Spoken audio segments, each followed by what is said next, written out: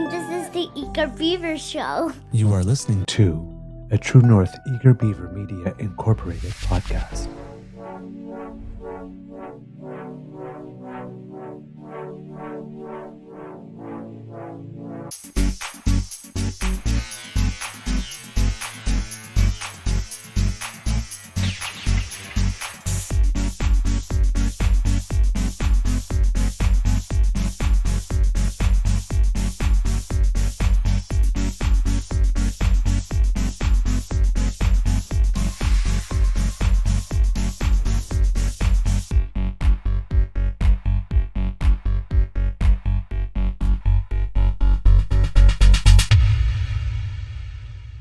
The True North Eager Beaver podcasts are proudly brought to you by our founding sponsors, the Misfit Mysteries from Corvid Moon Publishing, your source for science fiction, fantasy, and cozy mysteries featuring a broad diversity of characters, CanadianTarot.com, your uniquely Canadian online eclectic tarot community, and the Peppermaster, hot pepper sauces made from farm-fresh ingredients to thrill your taste buds and expand your mind.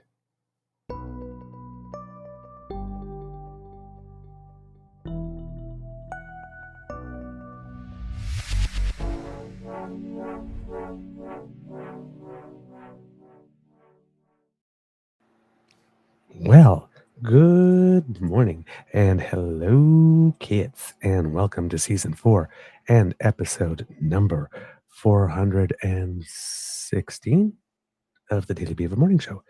No, 516 of the Daily Beaver Morning Show here on the Crier Media Network. Yeah. Don't know why I have so much trouble remembering that we've crossed 500. I made a big deal of it when we did. Oh, well. I am your host, the Eager Beaver, pronouns he, him, hey, Mr. Beaver A. And with me, as always, is my good friend, Mr. Grizzly. Today, recording day is Tuesday, November 19th, 2024. And it looks like it's going to be an okay day here at the Beaver Lodge. The sun's trying to make a little bit of an effort here. Big thank you goes to our podcast founding sponsors, the Peppermaster, the Misfit Mysteries from Corvid Moon Publishing, and CanadianTarot.com. Apologies for getting a bit of a late start here today, kits and cubs. For some reason, my computer insisted on me wanting to listen to some House vote. I think a past vote on Kevin McCarthy becoming the speaker, and would not let my computer go, so I had to reboot it twice for some reason. But everything is working now. So, but apparently, yes, my computer had decided that I was supposed to watch Kevin McCarthy be embarrassed again. From the past, of course, because he's not up for it anymore. But anyway, we're here. Unfortunately, I don't know how good of a show we have for you today because on Sunday afternoon, my Beaver sweetie and I did the responsible thing and made sure to go to the pharmacy to get our COVID and flu shots. And I was doing really well. In fact, I even posted, got my COVID and flu shot and no side effects to report other than a sore arm. And then yesterday around 1:30 in the afternoon, bam, right between the eyes. Oh my God, I got hit. Not as hard as I got hit with the second shot, the one where I had actual hallucinations. And I was like, wake up in a hotel room. Yeah. I was convinced I had my keys. Like, I actually have a vivid memory of actually picking them up in my hand and say, I have to remember to bring my keys, and having them and checking as I locked them. And I did not have my keys at all. And it was raining very, very hard. So I ended up at a hotel room that night because my sweet Beaver sweetie was out of town, and so was my landlord. So yeah, nothing like that.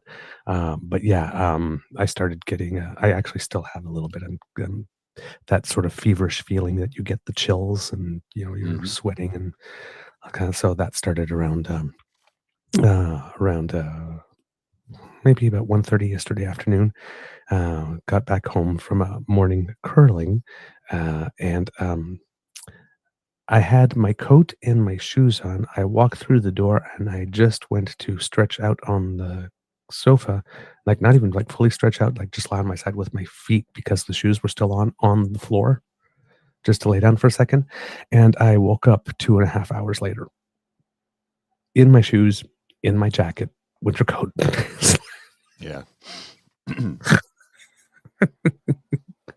And then normally at night, I get about like 4.5 hours to 5, 6 on a good night. I went to bed at 11 and I woke up at 6:10 after having slept 2.5 hours during the middle of the day.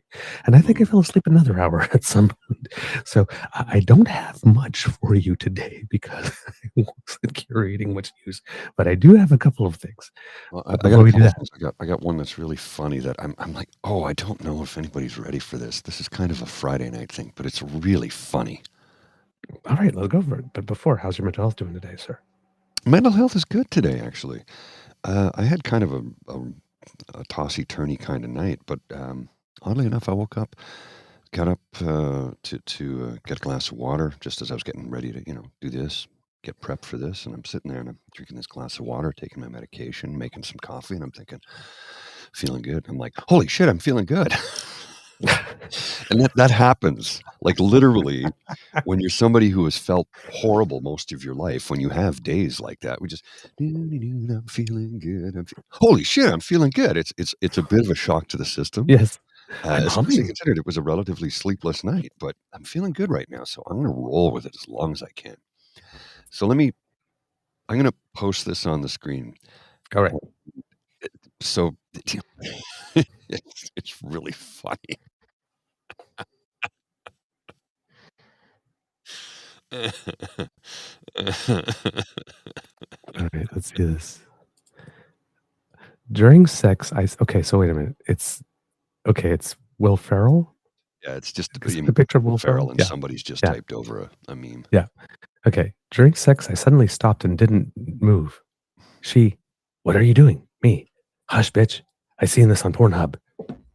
It's called buffering. Oh, that's terrible.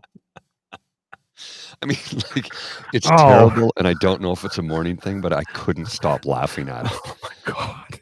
Because it lends credence to, dude, everything you know about sex, you learned from oh boy. Oh my God. That's listen, I agree with you. It's funny as fuck.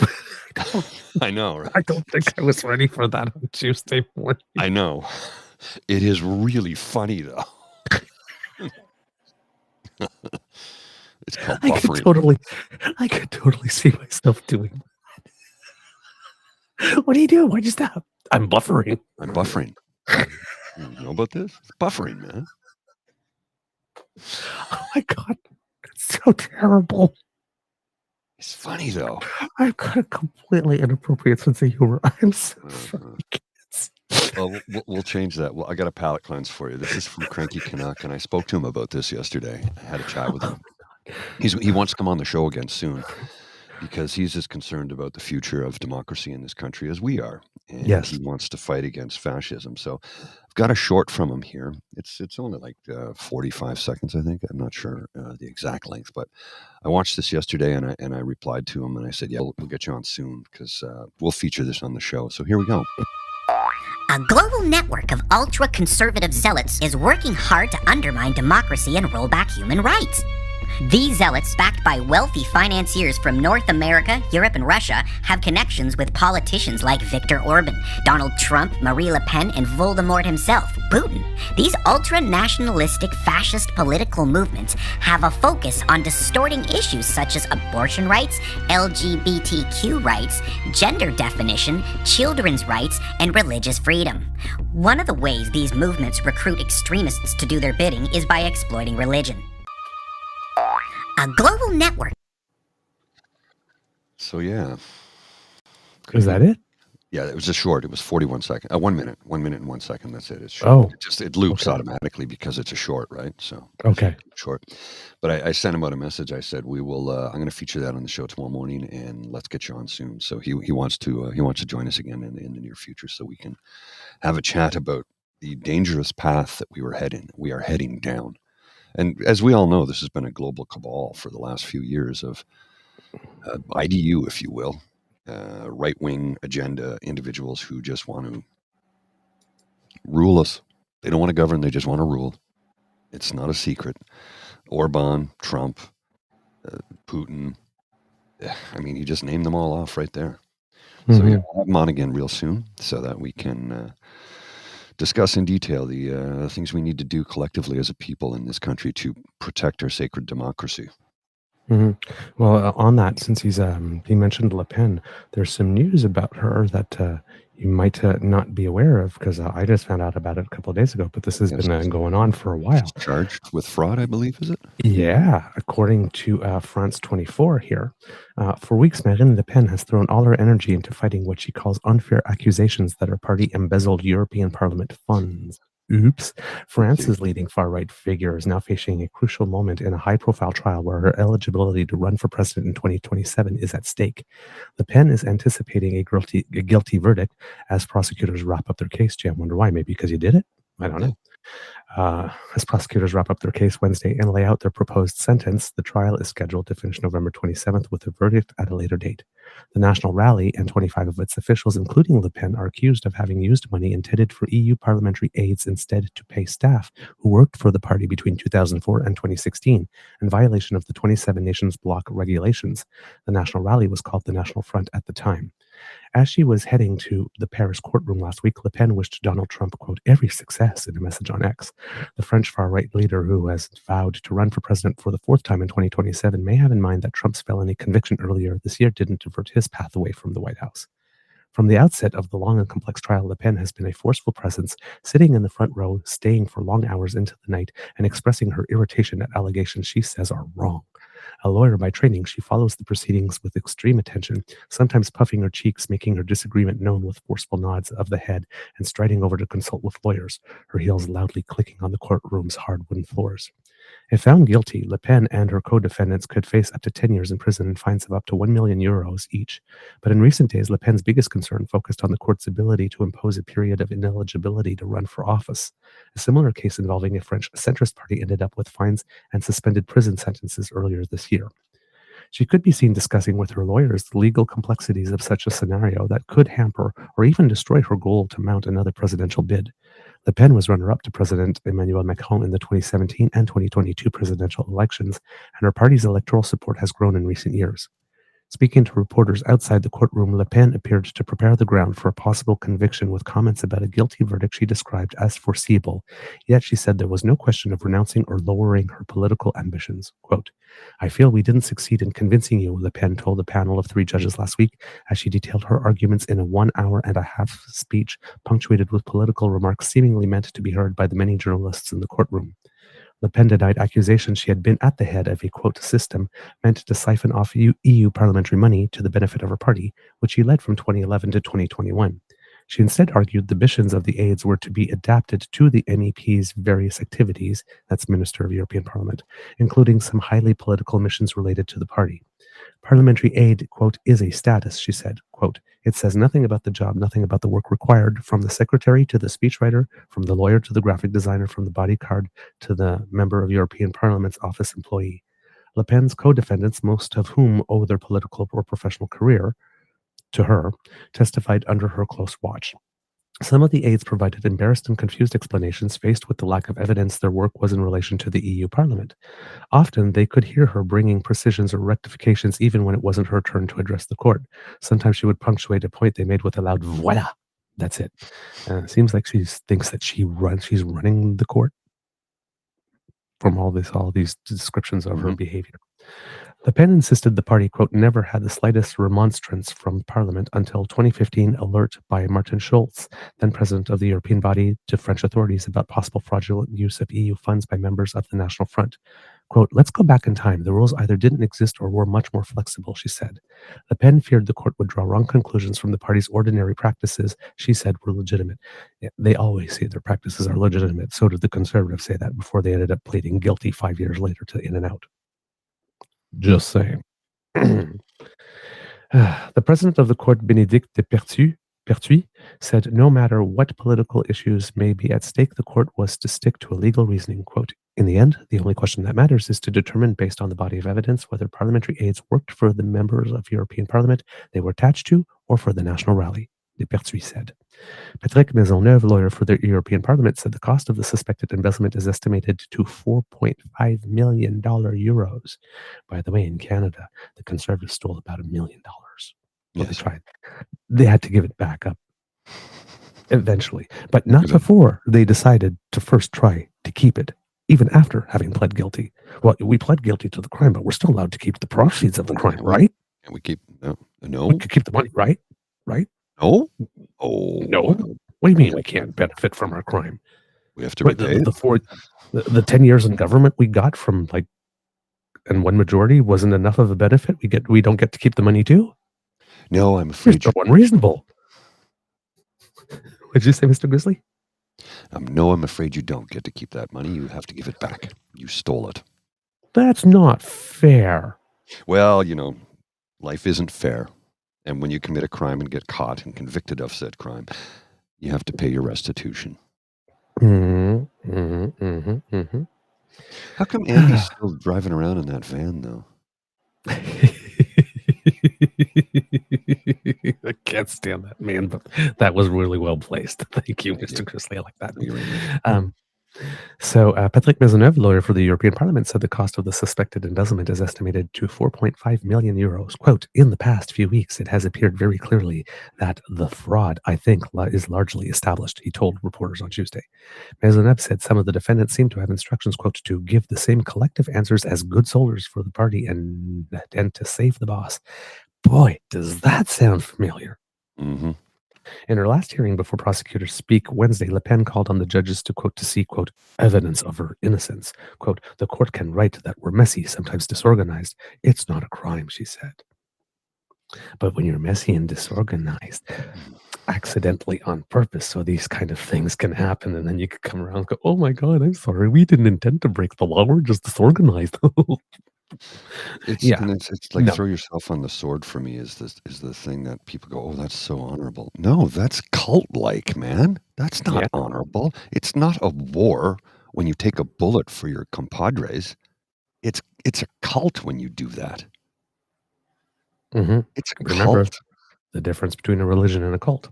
In a religion, your savior dies for you. Correct. Not the other way around. Not so in a cult.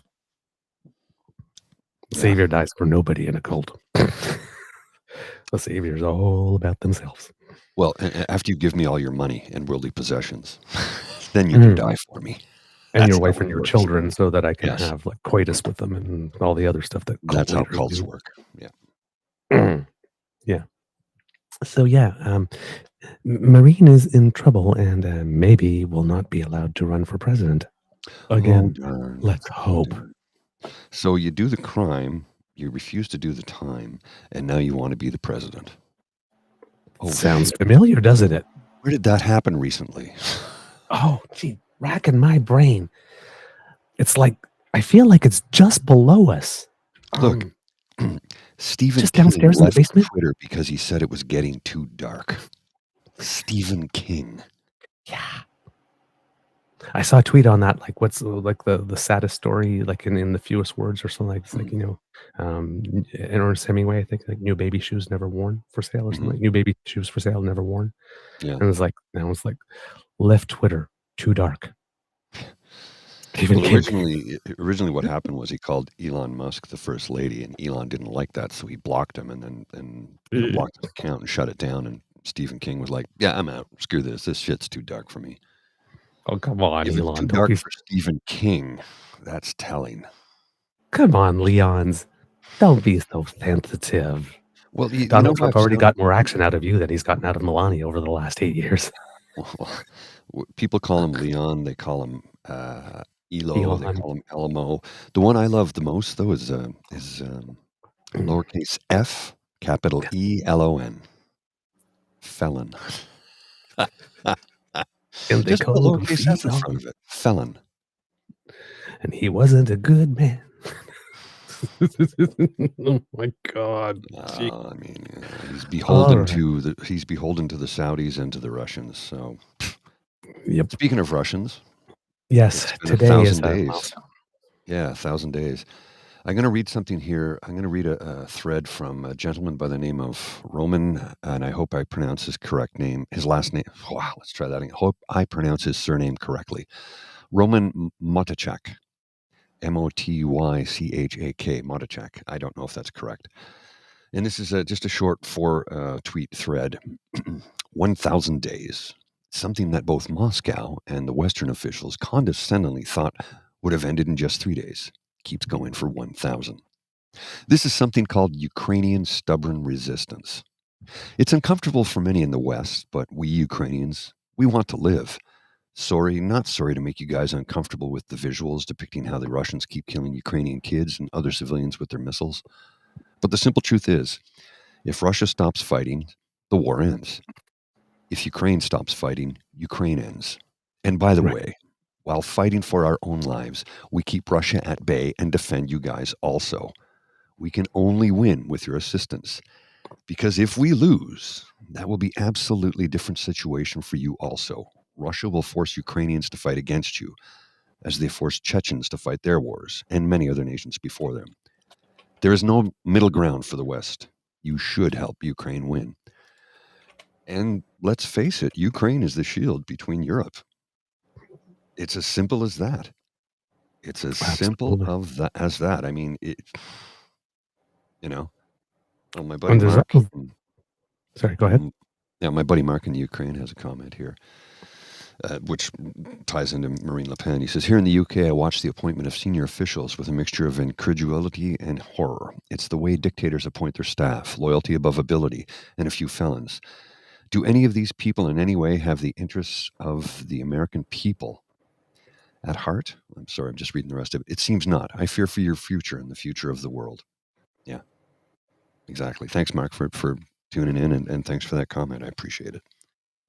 Indeed. But yeah, it's with what's happening, Marine Le Pen, with the way they appoint people, with the way Trump has been appointing people, and Ukraine is standing defiantly in the face of Russians rolling over their country and right into Western Europe. And you know damn well they will, because Putin is a fucking lunatic. I know. And that's again, we keep on forgetting the initial principle at play. You do not get to redraw borders unilaterally. No, doesn't work that way. Like and I do not understand all these people that are opposing, like, because you really, I don't care what side of the political spectrum you're on. If you're pro-right, pro-left, you're Leninist, we don't care. We've at least agreed that you don't go into other countries and redraw the borders.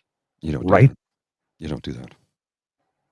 So I don't understand this principle. If you come into my country and say, hey, we'd like to negotiate a deal with you where we expand our borders into yours and we become one. Well, let's talk about this for a little while. But if you come in with guns ablazing and say you're taking us over, excuse me? Here's a referendum. Would you like to vote in it? Yeah. That's not how it works.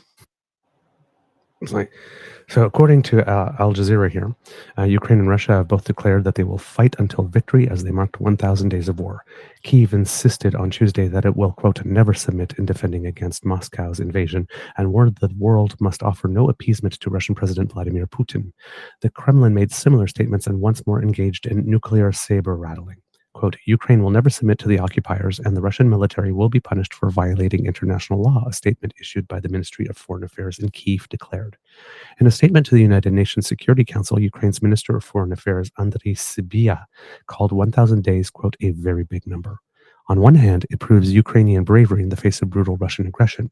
On the other hand, this number proves the failure of the international community, including this esteemed council, to stop wars of aggression and atrocities, he said.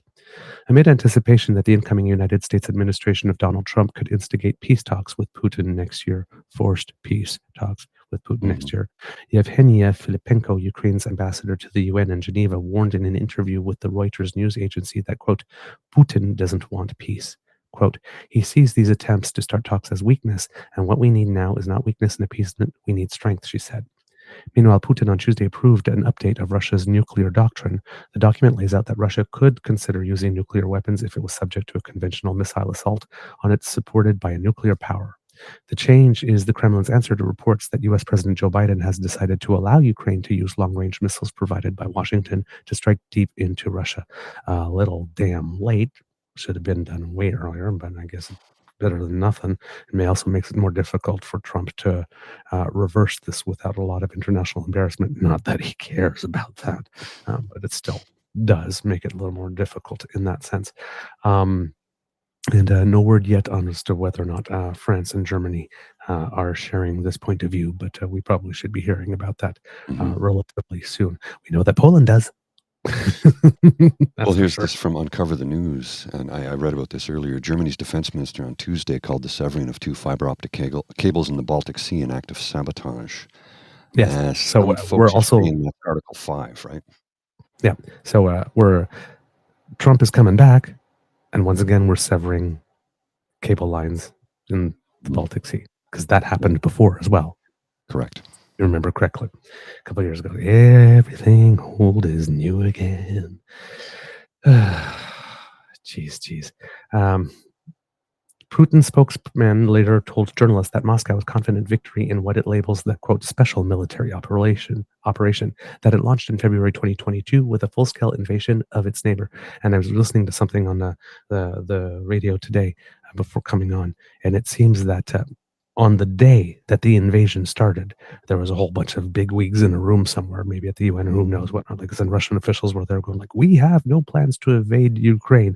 And soon after they said, all of their phones just went off and it's like, hey, we're invading Ukraine.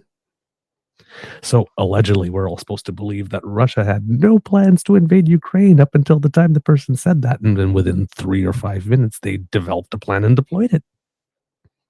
Because that's how these things are usually done, right? Just in 3 minutes. We had no plans, really. What? They're there? How did that happen? Somebody must have planned. Right? Think. As the grim anniversary packed, Ukrainian President Volodymyr Zelensky reported that 7 people, including a child, had been killed by an overnight drone attack on the northeastern region of Sumy, which borders Russia's Kursk region. And then let's see if there's anything else here on this. Yep, that's about the basic stuff here. So yes, there is the okay to use those weapons. Now, not just any which way, but looks like Ukraine would like to maybe take out some military installations a little deeper in the country from which Russia might be launching attacks. I don't know if anything else in mind with those attacks, but at the moment it seems that maybe those are the only types of things that might be approved right now. I'm not sure how far it's going to go. Well, according to Reuters, President Volodymyr Zelensky said last week that Ukraine must do its best, quote, to end the war next year through diplomatic means, but publicly there's been no narrowing of the gulf in the enemy's negotiating positions. Kyiv has long demanded full Russian withdrawal from all occupied territory and security guarantees from the West comparable to membership in NATO's Mutual Defense Treaty to prevent future Russian attacks. The Kremlin says Ukraine must drop all ambitions to join NATO and withdraw its troops entirely from the provinces Russia claims to have annexed since its invasion. Yeah, but Ukraine also had to get rid of all its nuclear weapons at one point, and then it did, and now look what you did. So I don't think that they're going to be particularly eager to take this. They're going to say, no, Russia, you don't get to tell us what we must do anymore. No, we did that before, and it didn't work out for us. It did not work out for us very well. Yeah, you got to get rid of all your nukes. Okay, you're going to do that too, right? Yeah, I totally, yeah. Yeah, totally gonna do it. Totally gonna do that. Oh yeah, we'll get around to it. Sorry, I've just been very busy. I forgot to do it. I forgot. I get busy. I had a ballet thing with the Bolshoi, and and then I had to make it worse because stepping out, and then I came in, and I decided Babushka was coming over for dinner. I had to make some borscht. I just decided we'll keep them. We'll sit on it for now. We'll get to it later. Yeah. Then we ran out of sour creams. I had to go buy some. It's a busy day. It's a busy day. It's a busy day. Busy 1,000 days. Just didn't get Crimea and annex that, and then gear up to invade Ukraine. I've been busy. Gear up to invade Ukraine, but we're us. We're the ones who disarmed. No. I didn't mean it like that. When I said what I said, I didn't mean what I said, because what I said was what I meant was what. Remember that Kit Kat commercial They had the day back in the day with the guy was a fashion model, and they had the two women. It's like being a fashion model is hard work, danger boils. I can see Putin do one of those. See, being an international dictator and pariah is such hard work. I need a break. I need a Kit Kat. All these people from liberal countries telling everybody that I'm a dictator. It really hurts my feelings. Danger face. This comment here from Cassie is correct. Our military preparedness is very poor. Our armed forces have been neglected by all parties. You are correct about that, Cassie. They're all guilty of it. All guilty of it. In the last 20 years. Now, you do remember that during the war in Afghanistan, when we had troops there, they were throwing money at the problem, which is what you do and when you're in a military theater of war like that. But since then, they've not been spending money on the military, and recruitment numbers are way down right now. It's scarily low, lowest they've ever been since I think post-war Korea. Indeed. So we need to start spending more money on the military, whether you like it or not. And I get it. Look, there's homeless people who need help too. A lot of people need help. What we need to do is spend money in areas that will benefit and protect all of us. And Pierre Poilievre, get your security clearance, you coward. There are signs beyond just the return of Trump that the West is preparing for talks. German Chancellor Olaf Scholz called Putin on Friday for the first time in nearly 2 years, something that French President Emmanuel Macron was not very much in favor of. He said so publicly, by the way. Basically said it was a waste of time. Zelensky said that move reduced the Russian leader's isolation. There must be no repeat of the negotiation process that brought a ceasefire to an earlier conflict a decade ago, he said. Quote, those talks left Ukraine without guarantees to prevent an all-out attack. Quote, what we need is real peace. So there you go. I'm not sure what else we can say on this, to be totally honest. I know that there's lots of moves within the EU and even within the United States right now, with a little bit of time that there is left, in order to try to quote unquote Trump-proof NATO and Ukraine. There's about $300 million, I think it is, in seized assets that they're trying to process to get that money in Ukraine's hands, and about another $6 billion that they can get it all in Ukraine's hands before Trump comes in, because they fear that Trump would rescind that money, and that would give Ukraine a little bit to be able to go for the next little while, maybe get through the winter. But then after that, it pretty much looks like that if this resistance is going to continue, it's probably going to be funded primarily by the European nations within NATO and possibly Canada.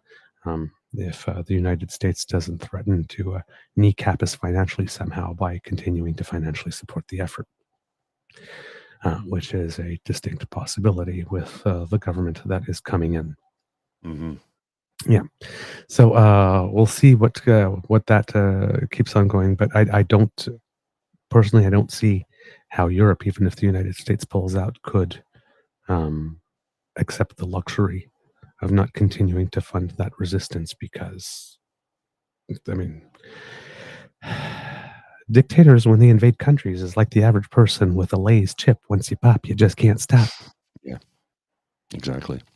I mean, look, we all know Putin will take the rest of Europe if he can. He will. As simple as that. He wants it all. Imperialists will do as imperialists will do. It's always been that way. And you know, it reminds me of the Neil Gaiman statement years ago. No, was it Neil Gaiman? No. Joseph Heller. He was at a party in some billionaire's house in the Hollywood Hills or something. I'm trying to remember the exact details of the story. And somebody said to Joseph Heller, he says, if you wrote another book like Catch 22, you could earn a whole lot more money. And he says, yeah, I don't need to do that though. He says, well, why not? You get more money. You could do more things. You could do, look at this billionaire. He's done all these wonderful things. He has all this money. He goes, yeah, but the difference between him and I is I have enough and he never will. And that's what it's like with Putin. He'll never have enough. He wants it all. All. He wants everything. Yep. It's pretty sad in a way. It's pathetically sad.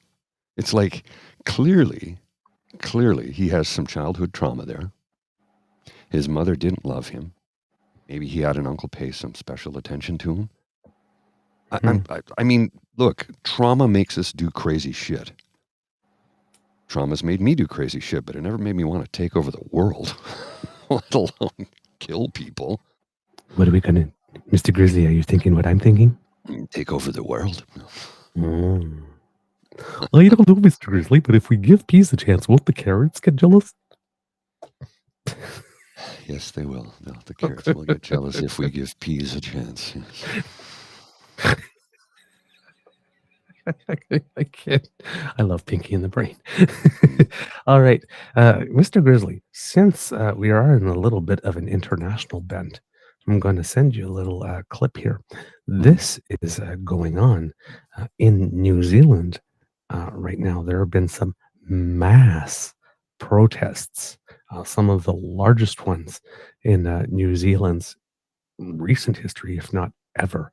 It seems that a couple of days ago, there's an effort underway to renegotiate a deal or a treaty, or to put new terms on a treaty that involve the Maori people. The Maori people, of course, are the indigenous people of New Zealand. And the bill is called, it deals with the Treaty of Waitangi. Now, kids and cubs, I'm not very familiar at all with New Zealand politics and with Maori culture, so I probably be mispronouncing a ton of things, and there are tons of words in these articles that relate to the Maori specifically, and I don't know what they mean, so I can't tell you what they refer to. But the Treaty of Waitangi was signed in 1840 by the British Crown and more than 500 Maori chiefs to establish a nation state. The treaty covers issues including land and cultural rights and Maori relations with ruling authorities. While not a legal document, some treaty principles have been developed and included in legislation. There's an English and a Maori version of the treaty. These documents contain fundamental differences that have long plagued their application of the treaty and how it is interpreted. To help address this over the past 50 years, lawmakers, courts, and the Waitangi Tribunal, an institution that investigates breaches of the treaty, have looked to the wider intention or spirit of the treaty in order to define its principles. The treaty principles are not set in stone and are flexible. The principles can act as a mechanism to help the government fulfill its obligations to Maori under the treaty, says Carwyn Jones, a lead academic in Maori law at Te Wananga o Urakawa, an indigenous tertiary education provider. The principles were used in efforts to revitalize the Maori language, including making it an official language, and were used to establish a Maori health authority to reverse poor health outcomes for Maori, which the coalition government dismantled this year, he says. If those principles are redefined and significantly weakened, there will be fewer legal mechanisms for Maori to have their rights recognized, Jones said, adding that it will lead to social disruption. There was a petition against the treaty's principle bill that came in and received 220,000 signatures. Now, the treaty principles bill proposes,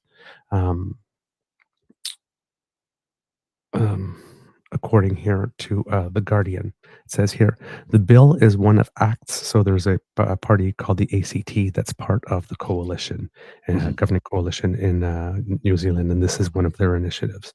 So it's one of their flagship policies, and it seeks to get rid of the well-established principles in favor of its own redefined principles. So they just want to substitute the treaty with what they think it should be. The party believes the current principles have distorted the original intent of the treaty and created a twin system for New Zealanders, resulting Maori having different political and legal rights and privileges compared with non-Maori. The party has regularly called for an end, quote, to division by race. So basically the ACT party is saying that the Maori are being racist against, the white people, because you're being racist against the colonizers. You're being racist, really? Yes. That's cute. Pretty much, because they have whatever provisions or advantages that are in the treaty because they were there first. ACT's leader, David Seymour, has cited co-governance, shared decision-making power between Maori and the Crown, and the establishment of quotas designed to remedy underrepresentation of Maori in public institutions, quote, as, quote, contrary to the principle of equal rights. Seymour says the, quote, bill provides an opportunity for Parliament rather than the courts to define the principles of the treaty, including establishing that every person is equal before the law. Okay, these types of arguments only apply in situations where everything is equal to start with. Yeah.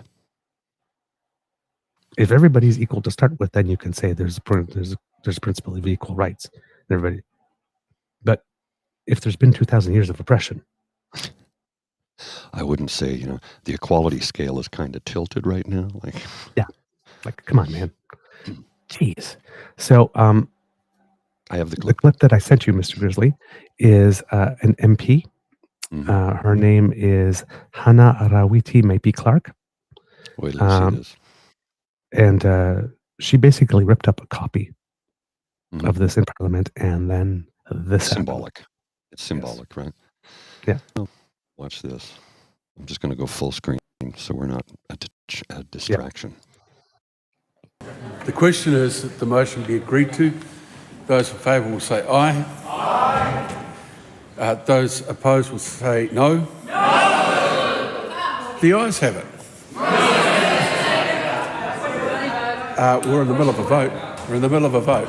Mr. Speaker, I call that a personal vote. No, sit down. We're in the middle of a vote.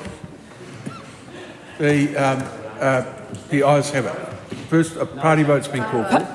Mr. Speaker. A party vote has been called for. There's a process here. New Zealand National. 49 votes in favour. New Zealand Labour. 34 votes opposed. Green Party of Aotearoa New Zealand. 15 votes opposed. ACT New Zealand. 11 votes in favour. New Zealand First. 8 votes in favour. Te Pāti Māori. E ono ngā pōti e whakahe. Kawana! No, don't do that. Whakakamanu whiriti a koe au! Kamate, kamate,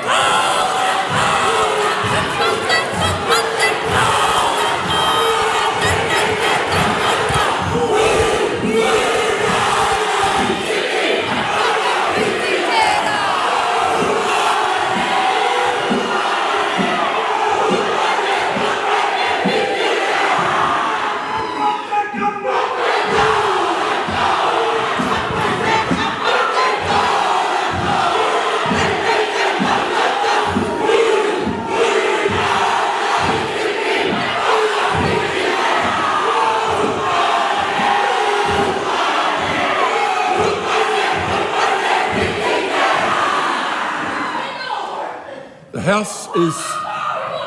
House is suspended until the ringing of the bells. The gallery is to be cleared.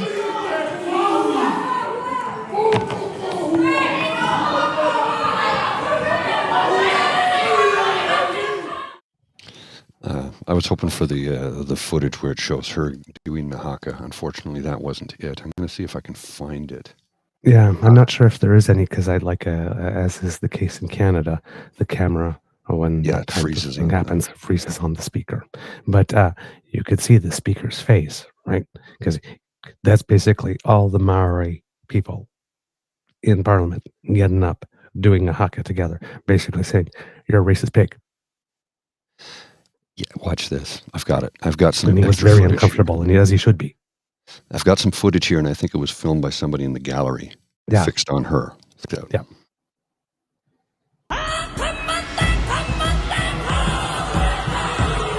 A long, long time ago, Te Roparaha, a Maori chieftain, was fleeing his enemies and sought refuge in a nearby village. An ally hid him in a Kamara pit, a dark, cramped hole for storing sweet potatoes. As his pursuers searched above, Te Roparaha lay silent and terrified, trapped between life and death. When the danger passed, he emerged unscathed and composed a chant of triumph. "Kamate, kamate," he said, "ka ora, ka ora." It is death, it is death, it is life, it is life. This chant, born from his brush with death, became the haka kamate. It is widely told in Maori oral tradition and New Zealand history. I'm Manish Adhikari, and in today's episode of the Culture Project, we will revisit this timeless declaration, still performed today as a symbol of strength and victory. In an unprecedented scene on November 14th, New Zealand's youngest MP did something that spread across the world like wildfire. Her name is Hannah Rauhiti Maipi Clark of Te Pāti Māori, a political party in New Zealand advocating Maori rights. Now, Miss Clark stood and began a ringing haka. Within seconds, it swelled to a roar. First, opposition lawmakers joined. Then spectators in the public gallery lent their voices to the chant. The display was part protest, part cultural homage. It was a call to action against a proposed bill that could reshape the future of New Zealand's indigenous population. The bill proposes equal treatment of all New Zealanders. At first glance, it may sound like a push for fairness, but the Maori communities believe this proposed law represents a deeper threat to their rights, a status that was promised to them nearly 2 centuries ago. Who are the indigenous people of New Zealand? The Maori are Polynesian people. Polynesia is a region in the Pacific Ocean which is dotted with islands inside what experts call the Polynesian Triangle. Guided by sophisticated navigation skills, the Maoris arrived in New Zealand around 1300 AD after crossing thousands of miles of ocean from islands like Hawaii. They established a society rich in unique culture, language, and spiritual practices. The Maori worldview, or Te Ao Maori, emphasizes living in harmony with nature and honoring their ancestors, much like the Hindus of India. Over time, Maori culture evolved with rich oral traditions, myths, and rituals like the haka, a powerful dance originally used to prepare warriors for battle or to show unity and strength in times of conflict. But the Maori way of life changed drastically in the 19th century with the arrival of who else but the European settlers. In 1840, the British and Maori leaders signed the Treaty of Waitangi. This treaty promised the Maoris protection of their rights in exchange for British sovereignty over New Zealand. The Treaty of Waitangi had 2 versions. The Maori text assured Maori leaders they would retain authority over their lands, people, and treasures. But the English version, with its own nuances, was interpreted by the British as giving them greater authority than the Maori understood.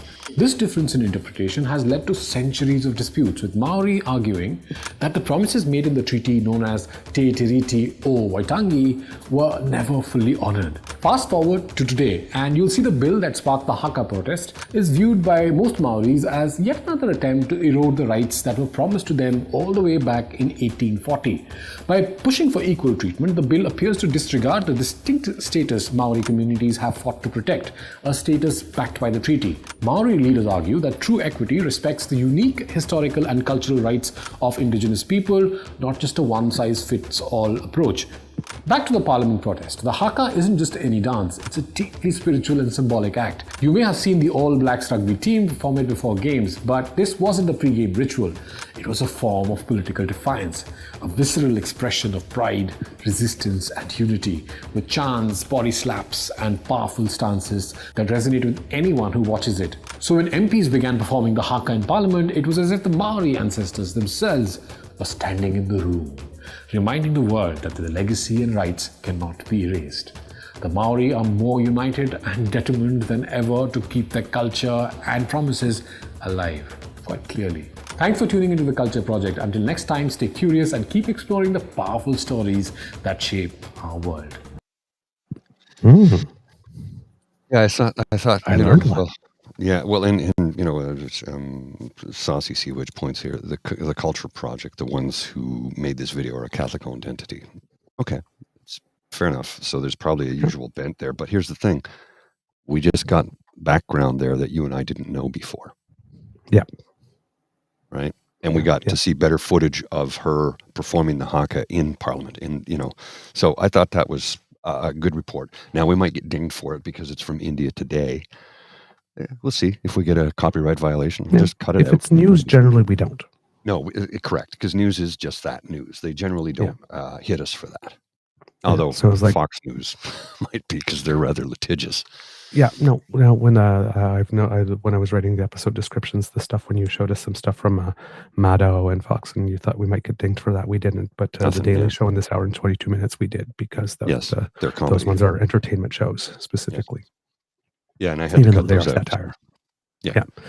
But yeah, anything news, we're generally pretty good here. There you go, Kits and Cubs. A little bit of international sabor. What's going on there? Because we are primarily a Canadian show, but today that's the kind of stuff that we had. Now there are a couple of things going on in country, of course, because it's Canada. We're a G7 country. It's a busy place. There's always things happening. Yes. There's always something to do. Yes. Now, today, if you are interested in health, representative of the Canadian Health Coalition and the Canadian Doctors for Medicare will team up to call on the Prime Minister to step in to, quote, to defend publicly funded Medicare by closing what the advisory describes as a gap in the Canadian Healthcare Act, with which, quote, does not explicitly address virtual care or nurse practitioner care, an omission that, quote, for-profit healthcare providers and private insurance companies are exploiting by billing Canadians to pay out of pocket for medically necessary services. So that seems to be a rather important meeting, and I'm not sure if they are actually meeting or if it's just a call here, but that will be happening at around 10:30 this morning. So for those of you who are interested in healthcare and ways that certain provinces can exploit some loopholes in the Canada Health Act, this might be something that you would like to tune into today. As well, I'll save that for when the extra, because I'll put that in the democracy, something that you do section. The other thing that we talked about the other day, we mentioned very quickly in passing that the PWHL was going to have 17 matches shown on CBC, Saturday matches. Mm-hmm. Well, it turns out I had only brought you and known part of the story, Kits and Cubs, it would seem. So it would seem that in addition to the 17 matches, there's a whole bunch of more coverage on TSN. And why is computer, why are you doing this to me? Okay, there we go. Sorry, I don't mean to laugh, but stuff happens, right? I know. I was just like asking for a new window to open so I could bring up the article, and was like, no. Not going to happen. It's like Little Britain. Computer says no. But here we go here. So it's not only the 17 Saturday games, but all 90 games of the Professional Women's Hockey League's second season will be televised, including 17 afternoon games on CBC Sports, while Radio-Canada will televise 7 Montreal Victoire contests. On Thursday, this was last week, the league announced its Canadian broadcast partners, with TSN having exclusive coverage of 57 games. Amazon Prime and RDS are also involved. The deal with CBC Sports is for 2 years.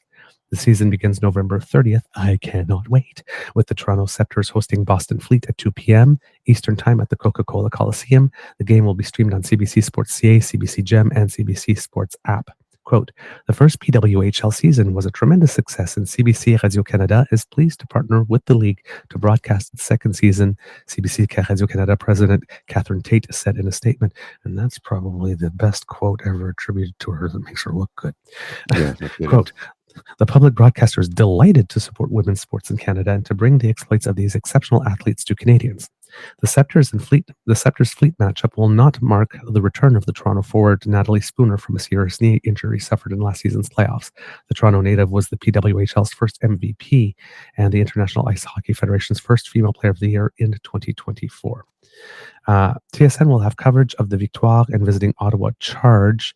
The Victoire will play the season out of the 10,000-seat Place Belle in Laval, Quebec. We'll have French language coverage for all 30 home games. Besides Radio-Canada, RDS will carry 18 games and Amazon Prime 5. So that is a lot of coverage for the PWHL.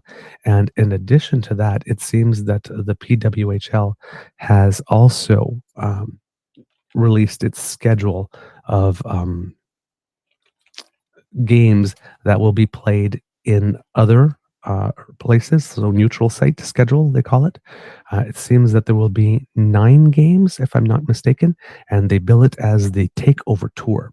So the 6-team league will make stops in Vancouver and Quebec City, and in Canada and the United States, Raleigh, North Carolina, Buffalo, Detroit, St. Louis, Denver, and Seattle, with one site still yet to be announced.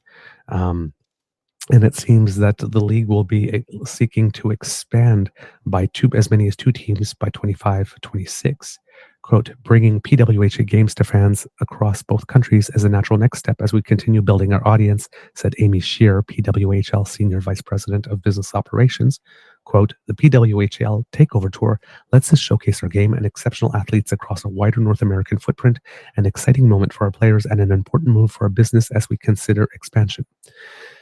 The league is also exploring the opportunity to hold neutral site games in Europe after this season. They're growing fast. These are big dreams here. The PWHL is returning to Detroit with defending champion Minnesota playing New York on March 16th. Last year, Detroit drew a crowd of 13,736 and hosting one of the league's 2 neutral site games, with the other one played in Pittsburgh. Those were probably the neutral site games. Oh, no. Yeah, those would be neutral site because, sorry, I was confusing that with playing in bigger arenas, but they weren't necessarily neutral sites. Yeah, because Pittsburgh doesn't have a team. Yeah, exactly. Buffalo made the list and will play host to Boston facing New York on February 23rd. This marks the return of women's pro hockey to Buffalo after losing the Buttes, who in 2015 were founding members of the 4-team National Women's Hockey League. The NWHL eventually became the Premier Hockey Federation, which folded after it was bought out in June 2023, in paving the way to establish the PWHL. With the exception of Quebec City, the other 7 announced neutral site games will be played at the homes of each city's NHL franchise. Quebec City has an NHL-ready arena, the Videotron Center, and has already begun making a pitch to land a PWHL expansion franchise. Yes, go. Each of the PWHL 6 teams will play at least 2 neutral site games as part of the league's schedule, which expanded from 24 games per team last season to 30 this year. More expansion. Good stuff. The neutral site schedule opens with Montreal playing Boston and Seattle on January 5th, followed by Montreal playing Toronto and Vancouver 3 days later. The schedule is rounded out with Montreal playing Minnesota and Denver on January 12th, and Ottawa and Montreal will play in Quebec City on January 19th. In a game previously announced, Raleigh will play host to Ottawa facing Minnesota on March 7th, and Ottawa will play Boston and St. Louis on March 29th. So there you go with that kind of stuff. I'm very excited about this season, Mr. Grizzly. Yeah, I'm looking forward to it. Mm-hmm. And it seems, in addition, that because they've announced the PWHL and it started off very well, and then I think it's the NSL, the Northern Soccer League, I think it is. National. It's going to have like 6 teams, and they've recently, announced the team released the team jerseys for those as well. But it seems that there is also a new professional women's baseball league that's planning to launch in 2026. Yeah, it's an explosion for women's sports. So there's the Women's Pro Baseball League, WPBL, announced on Tuesday of, late October. So this was in late October, in a press release that it will serve as the only professional women's baseball league in America. Competition is planned to begin in the summer of 2026 with 6 teams in the northeastern United States. The WPBL is co-founded by Justine Siegel, the first female coach employed by an MLB team, and Keith Stein, a Canadian businessman and owner of the Intercounty Baseball League's Toronto Maple Leafs. Not sure if that's a good name. It's been a long time. There was the Toronto Maple Leafs baseball team, like Babe Ruth played for them. Oh, I did not know I don't know that. if he played for them. He played against them. He hit. So there used to be a baseball stadium in the Toronto Islands. I can't remember the name of the stadium right now. Babe Ruth hit a home run ball. The stadium was right on the edge of the water. He hit a home run ball out of the stadium and it landed in the water. So Babe Ruth's baseball it's probably long since disintegrated, but he actually hit a home run out of the park in Toronto a long time ago from the stadium that was on Toronto Islands. Oh, yeah, I know all kinds of random tidbits of silly trivia. Don't ask me why. I just don't. How cool is that? Yeah. Wow. Was it Robson Stadium or something? It started with an R. I can't remember the name of it. I'll look it up. Give me a minute. The stadium where he played. Oh, okay. So there you go. Let's see what else they have there for this league. Yeah, that's pretty much the main information that's available at this time for Hanlan's that. Point Stadium was the name of it. Pardon? Hanlan's Point Stadium. I'll show you a Hanlan's picture. Point Stadium. I'll Okay. show you a picture of what it looked like here. This was in the Toronto Islands back. Lacrosse and baseball at Hanlan's Point Stadium. There it was. Baseball game being played at the stadium. You can see where it is on the island there. And there used to be a roller coaster as well. Look at that. And there's the, you can see up here is where the channel is. And over here would be where the island airport is, right up in the top right-hand corner. So there's Hanlan's Point Stadium. A long time ago. There you go. Cool. Huh. Very, very cool. So you can see it was like the edge of the stadium was right. The whole thing was surrounded by water, right? So he hit a ball out of the park. It went into the lake. And that was that. Oh, wow. It was destroyed by fire twice in 1903 and again in 1909. Adjacent to Hanlan's Point, a music park, the site was in use for various sports until the late 1930s. Huh. Yeah. Broke ground in 1896, closed in 1937. Okay. Cool, eh? Yeah. And here, Mr. Grizzly, I'm sending you a link right here. It's not the best image of it, but it should do the trick here. The NSL, which is the Northern Super League, which is the Canadian Soccer League that will have 6 new teams, they've also recently unveiled their logos. And Mr. Grizzly will put them up there for you to see. We have the Ottawa Rapid Football Club. I just sent it to your email. Yeah, no, I got it. I'm just trying to get it. There we go. When I blew it up, it went into play mode automatically, and I lost all. Yeah, exactly. So. Yeah. So, like I said, it's not as a clear presentation as when we showed you the PWHL logos when they released them, but you can still get here we go. a good idea based on the image here. I got it figured out. Yeah. So we have the Ottawa Rapid Football Club, much better design than the Charge. Yeah. This was for Ottawa. They didn't steal it. Yeah, they didn't steal it. The Halifax Tides, that's a pretty cool one. Yeah. I like that. Calgary FC, I do not know what the name of the team is. Does that look like a Calgary Football Club? That's it. It looks like an owl. It looks like an owl. It might be see, it's a W. Yeah. Right? So it's a W for women. Calgary Women's Football Club. Yeah. Montreal Roses Football Club. Yeah. Toronto. That's interesting. Roses from Montreal. Yeah. Yeah. And I figured Calgary would do that because, Alberta's wild rose country. Vancouver Rise. I guess the mountains. That's kind of a cool logo. I like that. The only thing I dislike about Ottawa's is just it's 2 colors. Yeah. It's 2 colors. It's white and blue. And, couldn't you have gotten a little creativity in there? Like, I mean, Ottawa colors are typically red and black. Right. Between football and hockey, the Ottawa 67s, they're red, black, white.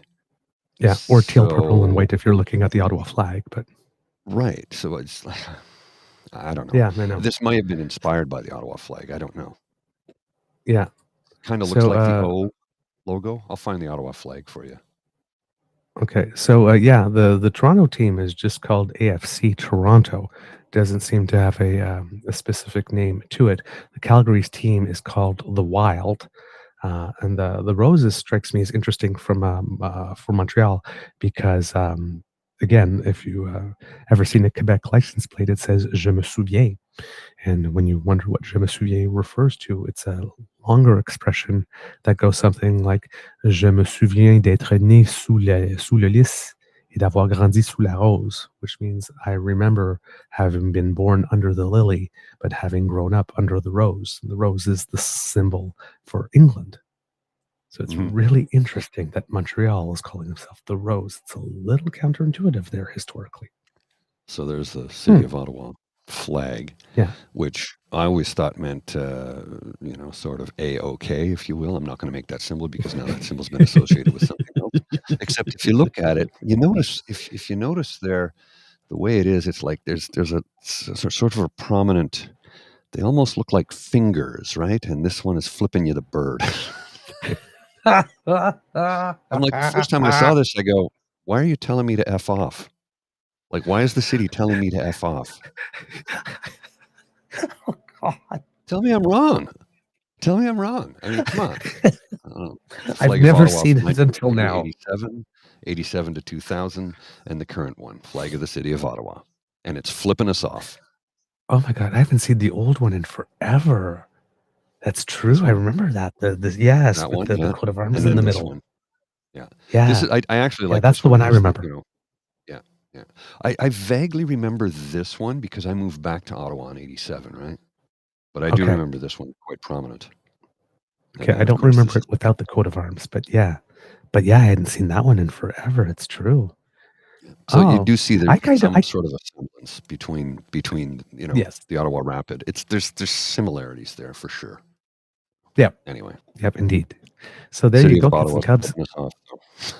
That's what we should have walked through the city during the occupation with the Ottawa flag saying F off. I think it might have been a little too subtle. Get out of here. It might have been a little too subtle for certain members of the audience that had assembled to watch the show. As they're walking around with their F Trudeau flags, and I kept saying, "It's never going to happen. You're not his type," and they'd look at me. What? What? Oh, You're not man. his type. It's not going to Oh, happen. man. Okay, so since we're talking a little bit about sports, a little bit of other sporting news. Unfortunately, it was a very disappointing result for Team Canada at the Billie Jean King Cup tournament of tennis, the World Cup of Tennis. Canadians started in round 2 because they had gotten a bye out of the first round, and maybe that wasn't such a great idea because in the first round, Team UK played Team Germany. They defeated Team Germany, and I guess those 2 matches were warm up enough for them because Team Canada seemed to need to warm up. Rebecca Marino lost her first match, and then Leila Fernandez also lost her first match, even though she did make a go of it at the end. She was down 5-2 in the second set and managed to tie it up at 5-5, but ultimately lost 7-5. And those were 2 losses, so Team Canada is eliminated and can't. That's it. It's gone, can't defend the title. So that was a little disappointing. I even think that maybe coaching-wise, there was a mistake in terms of the matchups, because in the singles matches, the doubles match could have been pretty much predicted to go Canada's way because we have to get Gabrielle Dabrowski, and she just won the WA Tour final a couple of days ago.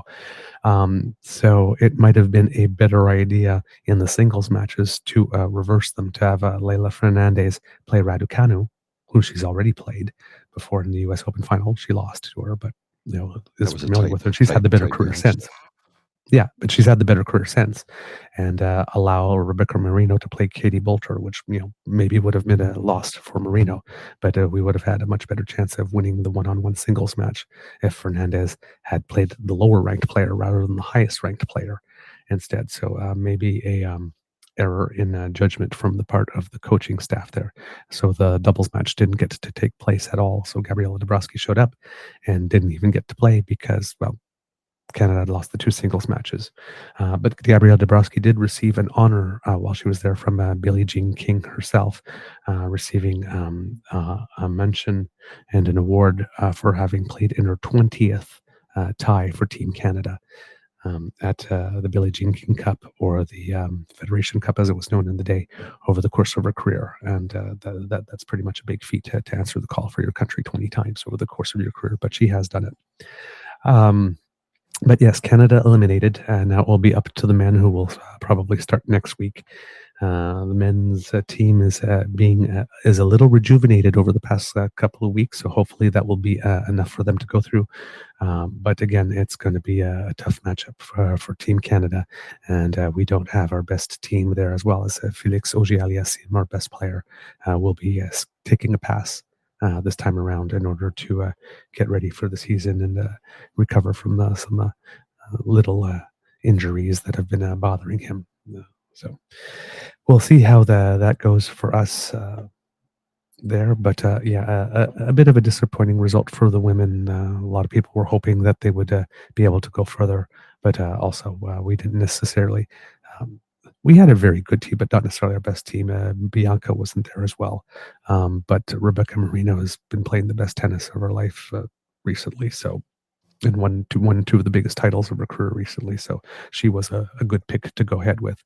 Just, maybe not enough hours of practice on those particular courts, whereas the UK had a whole set of matches before they took on Canada. So that might have been to our disadvantage there.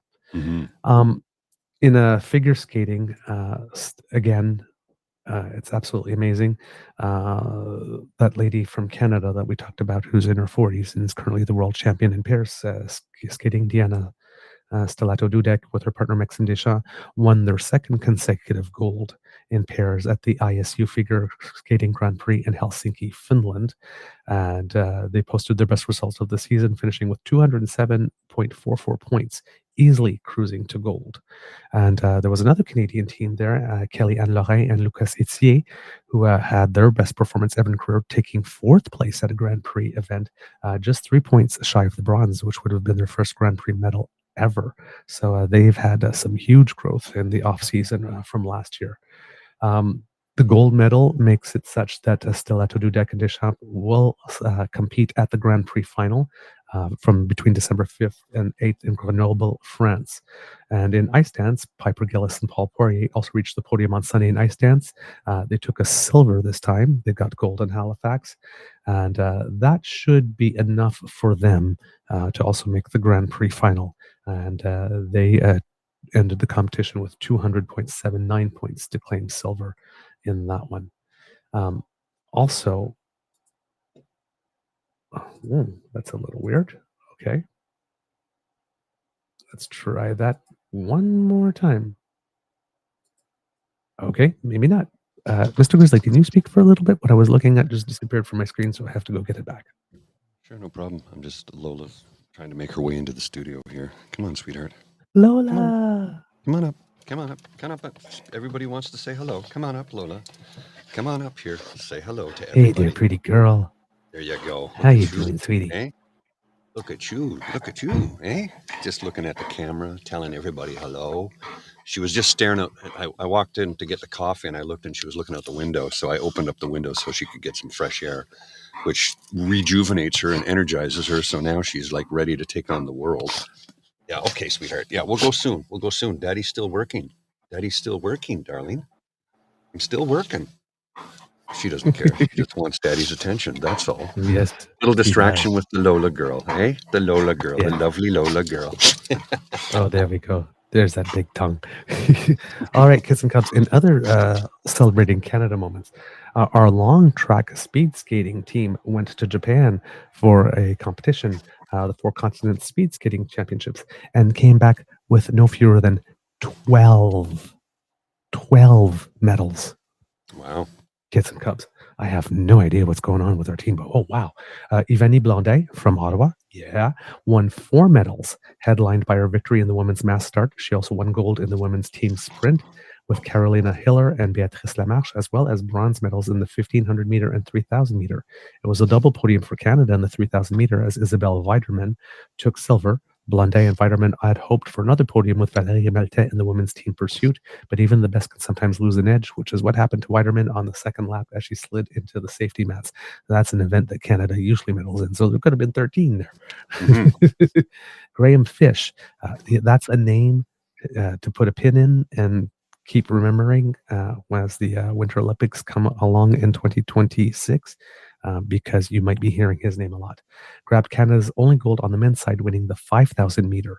Laurent Dubreuil was triple medalist, skating to silver in the 500 meter and bronze medals in the 1,000 and men's team sprint with Anders Johnson and Yankin Zhao. David Larue and Hayden Meyer won silver and bronze respectively in the men's mass start. Larue had been leading before a slight slip exiting the final quarter, allowing Kazakhstan's Vitaly Chishkolev the chance to get past him right at the finish. Meyer also won bronze in the men's team pursuit alongside Ted-Jan Bloemen and Connor Howe. Ted-Jan Bloemen is a legend in Canadian speed skating, by the way. Also an Olympic medalist. Quote, I felt really good and executed my race plan very well, which was a lot of fun. The title gives me confidence for the upcoming weekends. It proves I've been doing the right things in the offseason, and I'm starting to feel like I did back in 2020, Fish said, recalling the year he won 10,000 meter gold and 5,000 meter bronze at the ISU World Single Distance Championships. And the ISU World Cup season will begin its first 6 stops coming this weekend in Nagano, Japan. So that'll be good for the skaters because they won't have to travel too much to get to the next event. Nagano. Somebody had told me back when the Olympics were held there, somebody said he says the announcers are saying it incorrectly. They keep saying Nagano, and it's Nagano. I'm like, really? Nagano. I go, yeah, that actually makes sense. It's not Hiroshima, it's Hiroshima. It's not Nagasaki, it's Nagasaki. The things you learn when somebody who is a native speaker of Japanese tells you, it's like, thank you for correcting me. I like it when I'm corrected by somebody when it comes to the pronunciation of a place in their country of origin. And I like to do things properly. Absolutely. So I don't sound like a mouth-breathing idiot. For those of you who like alpine skiing, it seems that the season is now underway. So keep watching for that. Laurent Saint-Germain placed 10th in the first women's slalom of the World Cup season in Lévis, France. Sorry, not France, Finland. So there you go. There was that for her. And in skeleton, Haley Clark who is one of the youngest skeleton racers, and I believe she won a world championship for Canada last year, just out of the blue. Finished 6th in her first event of the year. So there you go. Kids and Cubs. Those are the major stories, but 12 medals for the speed skating team. Holy crap. Names. Jeez, I mean, that's... If they could do that well at the Olympics, they might be responsible for more than half our medals to themselves. Okay. But hey, when you got a good program, that oval did everything for us in Calgary when it comes to that. And same thing for the bobsleigh.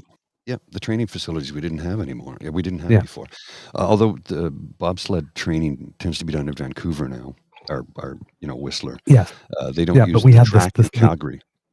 For the start to practice the starts, because we had the track, but they had the indoor thing all year round to practice the starts, and that was one of the things that made it such that we became a bit of a power in bobsleigh over the last 20 years. It was after that. The only legacy piece that didn't do well for us was the ski jumping hills, because apparently they were not placed the right way according to the wind, and they were able to be used for the Olympics, and then nothing much else. But I don't know what happened to the ones in Vancouver either, because it doesn't seem that they're being used much either. Well, and this is true, because as I told the Kids and Cubs last year, along with yourself, when I came back from Calgary, I had met, I was at a party, and my buddy says, "Hey, Paul, how many daughters do you have that are world ski jumping record holders and compete in the Olympics?" I'm like, "Well, that would be none." He goes, "And Dave here," and his name wasn't Dave, but I'll say Dave. Dave here has one. I'm like, this came after my speech about how much admiration I have for Olympic athletes, because how much sacrifice by themselves and their family goes into it with no guarantee of any type of payoff. Now, that being said, no matter what sport you pursue, there's no guarantee of a payoff, right? Right. But if you get to the Olympic elite level, unlike, say, hockey or soccer or rugby or there is no guarantee of any type of payoff. Now, she has to live in Slovenia to compete and earn money while she's doing it, because it's just a bigger sport there. Why aren't we doing that here? We have ski jumping facilities in Calgary. We have ski jumping facilities in Vancouver. Well, Whistler, I believe. Why don't we put a ski jumping facility at Mont-Tremblant? It's big enough. Hell, we used to have a ski jumping facility here in Ottawa. That's where Horst Buelau learned to ski jump. Right, Camp that's Fortune. true, Horst Buelau, yes. And you know what? You don't need a big mountain for a ski jump. You don't. Right. You really you could put it on one of the hills at Camp Fortune, which is 15 minutes from where I live in downtown Ottawa. You could build a ski jump there, and people could train there in the winter. There used to be one at Rockcliffe. Remember the Rockcliffe ski hill? There used to be a ski jump there. Yeah, there was a ski hill at Rockcliffe Park on the Air Force Base, former Air Force Base Rockcliffe, which is no longer an Air Force Base, but it is housing. It's now a housing community, and there's a lot of veterans that are living there now. But there was a ski hill there a long time ago, and a ski jump, with a toboggan track. You know how they have the toboggan track in Quebec City at the Chateau Frontenac? Yes. Well, they also used to have one at Rockcliffe Ski Hill, and they had one right beside the Chateau Laurier for many years in the winter, every year, and it went right down to the canal because it was a great little toboggan run. But that hasn't been around in 50 or 60 years, I think. I think the person's name you're looking for, I think his name is Sandy. Because it would have been, I think it's Alexandra Lautit's father. His name is Sandy. Yes. If I'm not mistaken. That's it. Yeah. Yes. Thank you. Yes. So there you go. I'll probably see him again in a few weeks when I'm in Calgary. There you go. So that's basically all the Canadians' sports things that you should be proud of. But there's one more Canadian you should be proud of today, Kids and Cubs, and it has nothing to do with sports. But yesterday, the winner of the Giller Prize, the $100,000 Giller Prize, which is the richest in Canadian literature, was awarded to Anne Michaels for her novel called Held. Based in Toronto, Michaels is a poet and author who has previously won major literary awards, including the Orange Prize for Fiction, the Guardian Fiction Prize, the Commonwealth Poetry Prize, the Trillium Book Award, and the Guggenheim Fellowship. Dang. Before taking home this year's prize, she was shortlisted for the Giller Prize twice, in 1996 for Fugitive Pieces and in 2009 for The Winter Vault. She seems to be someone who consistently writes good material to have all this recognition throughout her career. Because there's a lot of authors who write one good book and then the rest aren't sort of right. But it seems that she's consistently good. In her acceptance speech, she said that her writing is a way of bearing witness, quote, against war, indifference, against amnesia of every sort. Quote, when writer and reader meet each other's gaze on the page, there's the possibility that something can be mended. Literature situates us morally. It recognizes the crucial distinction between what is impossible and what is futile. Everything I write is against futility. There's no moral righteousness. There's only morality. A book, especially this book, is nothing if it does not listen. Every book bears witness, every book its own form of resistance and assertion. I'm here tonight in solidarity with that purpose, and solidarity with the long-listed and short-listed writers and every writer inside and outside this room. Weaving historical figures and events, the mysterious generation-spanning novel Held begins on a First World War battlefield near the River Aisne in 1917, where John lies in the falling snow, unable to move or feel his legs. It jumps in time and place to explore a fragmented picture of war and those who feel its reverberations. Quote, the narrative dips in and out of various places and times, and in many ways is trying to express all the ways that love continues its work past the span of a single life, said Michaels in an interview with Q's Tom Power. We're used to thinking about history as actions and events, but it's also the story of our inner lives, the force of our inner lives, what we believe in, what we aspire to, what our values are. And I wanted to bring us to present moments in relationship to history that have to do with the power of that inner life. The remaining finalists were Eric Charcourt for What I Know About You, translated by Pablo Strauss, Anne Fleming for Curiosities, Connor Kerr for Prairie Edge, and Deepa Rajagopalan for Peacocks of Instagram, and all of them will receive $10,000. So if you want to add to your reading list over the Christmas holiday or something, these are 5 books that you might want to get your hands on. The shortlisted books are available in accessible formats through the National Network for Equitable Library Services and the Center for Equitable Library Access. Publishers submitted over 100 titles for consideration, which was narrowed down to a 12-title long list before the reveal of the 5-book shortlist. And here at Kits and Cubs, okay, that didn't work, but I will do that later. I will include in the chat the list of the 12 books that were on the short list. So there you will have that if you want to add to your reading list. The jury was chaired by author and producer Nora Richler and included writer and professor Kevin Chong and singer-songwriter Molly Johnson. Ooh, love her. She was singing with Big Sugar for a while, for those of you who might not remember the name. When the jury, and she's a great jazz singer as well. Mm-hmm. When the jury was announced in January, it also included international jurors Dina Megentsu and Maga Majumdar, who have since stepped down. Anne Michaels' Held is a novel that floats a beguiling association of memories, projections, and haunted instances through which the very notion of our mortality, our resilience, and desires is interrogated in passages as impactful as they can be hypnotic, said the jury in a press statement. Michael's mastery of word and situations is understated but insistent, an altogether successful reliance that deflects attention from its author and embeds the reader in the resoundingly mysterious and ephemeral. Here is a novel in which we are willingly held. Little play on words there. Mm-hmm. It's called Held. This year's televised in-person gala in Toronto was hosted by writers Ian Williams and Mark Sakamoto, journalist Joanna Schneller, and singer Meisha Brugger-Grossman-Lee. Love her. She's great in concert, by the way, if you haven't seen her. Who? In July, more than 20... let's see. Meisha Brugger-Grossman-Lee. Oh, yes, Meisha, yes, I know who she is. Yeah. Yes. Yeah. Sorry, I missed it for, like you said it, and I didn't catch the name. And then, okay. No, I know who she is. She's brilliant. She's fierce. All kinds of fierce. Oh, yeah. It's fabulous. In July, more than 20 authors pulled their books from consideration for the prize, which is sponsored by Scotiabank, to protest the bank's investment in Elbit Systems, an Israeli defense contractor. By the time of the shortlist announcement, approximately 45 authors had signed a letter demanding the Giller Foundation pressure Scotiabank to fully divest from Elbit Systems. Scotiabank had reduced its holdings in Elbit Systems by more than 2/3 as of August 14th, according to the Canadian press. As of November 18th, a fresh call from Canlit Response for the Giller Prize to divest from Scotiabank has received more than 300 signatories, all of whom pledged to abstain from submitting works to the prize or participating in any events related to it until demands are met. A protest formed at the entrance of the Park Hyatt Hotel as guests arrived to this year's gala in downtown Toronto. The gala organizers have removed Scotiabank's name from the prize. It still remains the prize's lead sponsor. Yee. Quote, Scotiabank continues to be the lead sponsor of the Giller Prize, and we remain grateful for their support, said Giller Prize Executive Director Ilana Rabinovich in an email to CBC Books when the long list was announced. Quote, the decision to remove their name was made so that the focus would be on these exceptional authors and their achievements, and to give the stage to Canada's best storytellers of today and tomorrow. Ultimately, more than ever, we want to ensure the prize stays true to its purpose, to celebrate the best in Canadian fiction and to give the stage to Canada's best storytellers. For us, that means ensuring the focus remains solely on the prize and the art itself. Scotiabank confirmed they are continuing to sponsor Giller Foundation and the 2024 Giller Prize via email. Last year's winner was Sarah Bernstein for her novel Study of Obedience.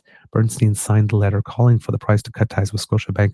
Omar El Akkad, who won the prize in 2021, also signed it. Other past Giller Prize winners include Suzette Mayer for The Sleeping Car Porter. We reported on that the year it won. That's a really good one that you should read. Suvankam Tamavongsa for How to Pronounce Knife. Essie Eduguyan for Washington Black. Michael Redhill for Bellevue Square. Margaret Atwood for Alias Grace. Mordecai Richler for Barney's Version. Andre Alexis for 15 Dogs. And Madeline Teen for Do Not Say We Have Nothing. Again, more books that you can add to your list. Past winners, but if you haven't seen them or if you haven't stumbled upon them yet, well, there you go. Let's see what we have. Miss Shadika Douglas, Jazzy said your voice reminds her of, quote, this has been a message from the Government of Canada, PSA. This has been a message from the Government of Canada. Doom, doom, doom. Oh, sorry. Doom, doom, doom. That's the way the little jingle goes. That was the CBC tag, yeah. Canada lives here. Yes, I remember that. Mr. Grizzly, I believe that's all I have for today. So unless you have something, I think we have a show. Well, I do have something, but I think it's something that we need to address that I meant to address yesterday, and we got sidetracked, and I forgot to get to it. So there were comments that you wanted. I wanted to remind you of that too. I have that. Yeah, from last Thursday. I was going to address this in the Easter egg, but yeah, I'll just do it now. Okay. This is a comment because last Thursday, the Easter egg, we featured a woman on TikTok singing a song about how she would choose the bear. And this was post-election in the U.S. Yes. And I guess PNC Bio, his comment, interesting, and I'm going to read it to you now for those of you who haven't heard it or read it. It's maybe less stuff like the Easter egg and more positive male behavior modeling around being a protector and a provider. Be more fruitful than constantly telling them they're terrible. Great voice, but I'm beyond over being stereotyped. Being called out for immutable characteristics is bigotry. Let's focus on behavior like we do for every minority. Sincerely, a 49-year-old disabled white male.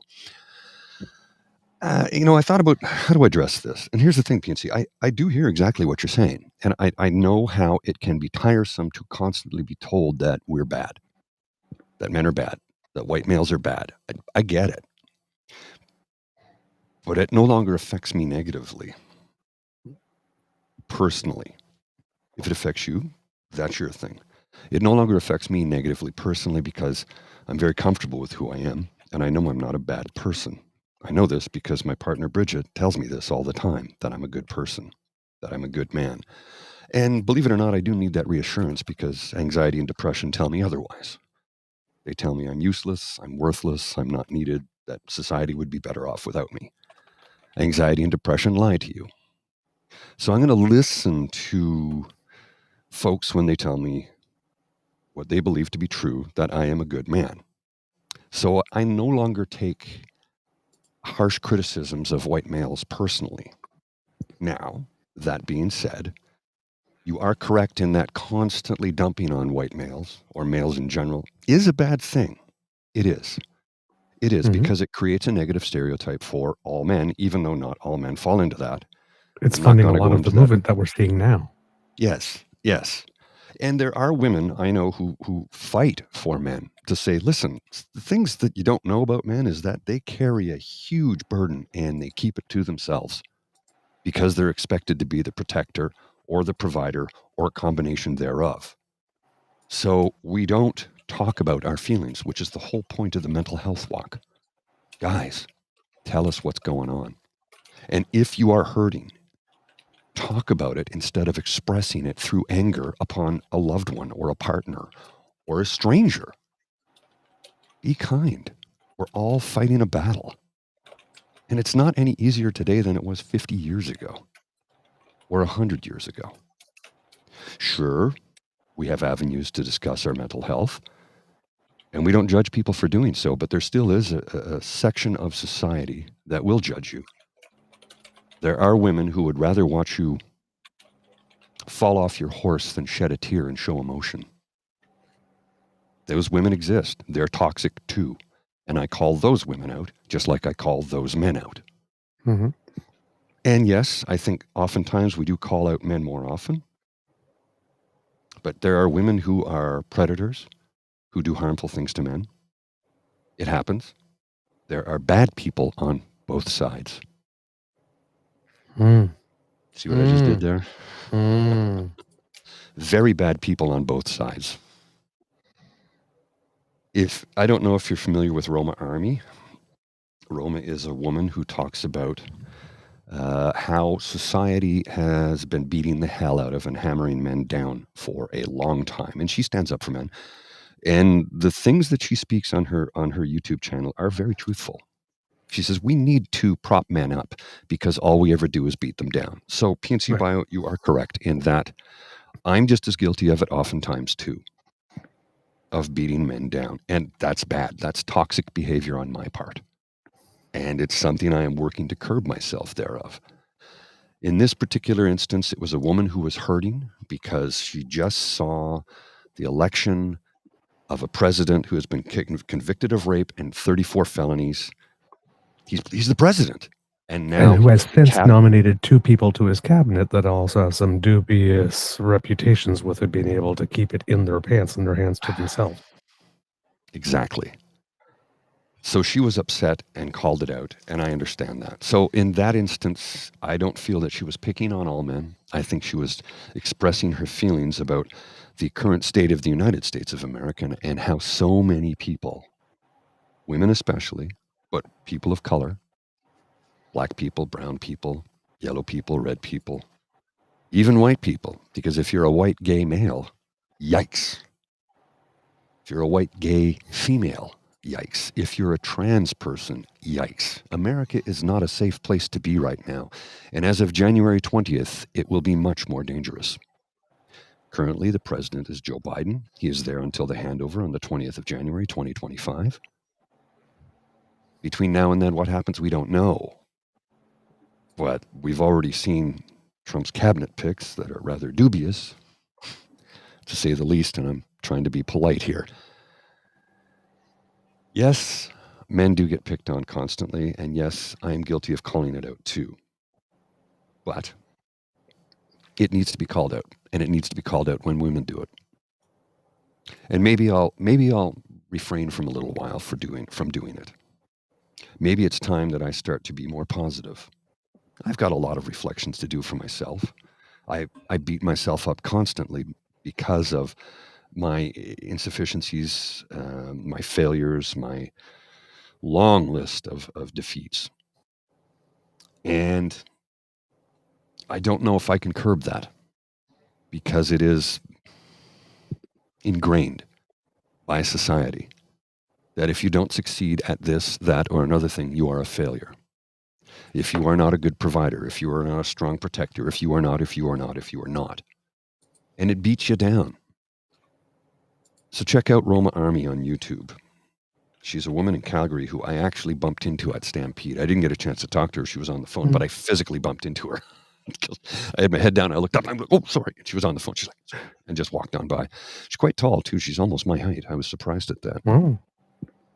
But Roma fights for men who have been beaten down by society, and society has thrown us away. And there's a lot of us out there. There's a woman I knew years ago at, I'm not going to say where she worked, but she worked at a women's shelter. She was a counselor. And a lot of the women she worked with, she said they're hardcore men-hating lesbians.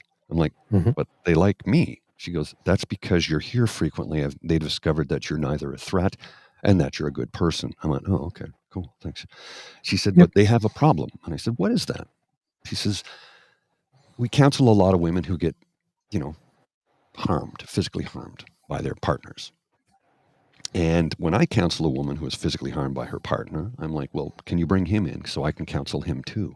She goes, what? She goes, yeah, I know my colleagues tell you, lock him up, throw him under the jail, and throw away the key. But my friend had said, that's not helping anyone, let alone society, Exactly. let alone the next generation, because it just teaches the children that men are worthless. And when you teach the children that men are worthless, what happens? Well, little boys become men eventually, and guess what? If I'm worthless, who cares what I do? They're going to throw me away like the trash that I am. And many men feel this way. And her take was, the men need counseling too. The only way we're going to stop generational trauma and generational violence is if we nip it in the bud and make sure it doesn't fall on to the next generation. Sure, maybe this guy is past the point of no return, but we can help him live a better life for the rest of his life if we counsel him and give him the tools he needs and the signposts that he can see so that he doesn't create an environment where his children become the same thing he is. Mm-hmm. Because 99% of the time, these men, many who have severe trauma and turn to drugs or alcohol or violence, are just trying to deal with trauma in the only way they know how. And they've never been told to reach out for help before, let alone many of them don't even know that they have trauma and that what took place, what happened to them, how they were harmed was harmful. Mm-hmm. Yeah. So there's a lot of people don't even here. recognize trauma as being trauma, that it's happening. Exactly. I just needed to toughen up, or I just needed to, it's this kind of stuff happens to everyone. I just need to get through it. It just I don't know happened, why I right? can't get past this. Right? All these things. I don't know why this is sticking with me so much. I should be able to get over this. Why can't I get over trauma? Yeah. Trauma. You got to deal with it. And here, look, Saucy, PNC is trying to ask the show to provide more positive male role models within Easter eggs, which I also agree is important. We have to show the food more than the bad. Otherwise, it doesn't, the good more than the bad. Otherwise, it doesn't inspire the typo. I'm all for showing the food. We'll show the food too. And you both, you're right, Ree. You're right, PNC. It just, that It's particular balance. moment struck me. That particular moment struck me, and that's why I showed it. But I would like to think that the virtue of this show and the fact that both Mr. Beaver and I are here provides you with a balance. Here's two good men who are doing the best we can to try and make the world a better place for everyone. Yeah. Do we have toxic traits? Of course we do. We're human and we've had trauma. And we're trying to get rid of those toxic traits. And I'm actively working to do so. I'm not perfect, and it's not going to happen overnight. It's going to take a lifetime to undo a lifetime. Oh, yeah. But if I work at it every day, each day I make an incremental step forward, maybe someday I'll get to be the person I always thought I could be. Mm-hmm. And I guess that's my words of wisdom along with my commentary. Yeah, well, no, I'm glad you raised that because it is true. It's about balance. I mean, there's also the undeniable factor, right? That we live in a world that's rather patriarchal, and there's a lot more to criticize about white men because white men have been given so many more opportunities to run stuff than anybody else. So hey, look, I fail up. They've had more opportunities to make mistakes. Right. So, I mean, there's also just like the sheer amount of everything. But this is where you realize that everything's a factor related to everything else. Right. If there had been more equality all along, there'd probably be much less. There'd probably be much more criticism to go around because there might still have been just as many bad things, just a wider variety of people doing them. Where power has been strictly concentrated for the last, hundreds and thousands of years also kind of influences that, but it also, that reality also makes it all that much more important because even though the number of incidents that we bring up can be explained by that, it also makes it more important for us is to make sure that we are providing a balance in terms of good and bad because it would be easy to fill a show every day with just the bad. Of course. And here's the thing. Bad sells, good doesn't sell. But we'd rather give you good. Yeah. Because That's why we have the Canadians who make us proud stuff like this, so that there's some good stuff too. It's never been a secret that we're trying to earn money doing this. We've said that right from the get-go. What we ask you for money. We're trying to earn a living doing this. It's no secret. But we're not going to pursue a path that will give us quick money and sell our souls in the process. We want to push the good. If we were doing quick path, we want to do that, we would just be yelling how everybody's a fascist or siding with the fascist. I mean, listen, there's more money on it for side, but we as we've seen over the past few years, there's way more money in it with siding with the fascists. We could have just said, hey, you know what? It's like we're capitalists. Yeah. Let's just jump on the bandwagon. But love doesn't sell. Good doesn't sell. Happiness doesn't sell. It doesn't sell. It just sells more slowly. Well, slowly. It takes a longer time to build up. Yep. It's not quick. You're right. It but does it's a sell, long but game. It's a very long game. It doesn't happen overnight. You're not going to make quick, fast buck. Yep. If you've got 2 or 3 years, if all you got is 2 or 3 years to reach your goals, it's not going to happen by peddling good stuff. No. You're a flash in the pan. You'll make quick money and then you're gone. You'll burn out very fast. Yeah. So we'll continue to push the good. We'll point out the bad, but we want to talk about the good, and we want to inform people, and we want to keep people in the know. Like I said, talking about with Cranky Canuck, he says we have to keep people informed because our democracy is in peril. And it's not just our democracy. It's democracies all around the world. Indeed. A little bit of news that just came in, Mr. Grizzly, before we go away here. Canada's annual inflation rate accelerated more than expected to 2% in October as gas prices fell less than the previous month, data showed on Tuesday, likely diluting chances of another large rate cut in December.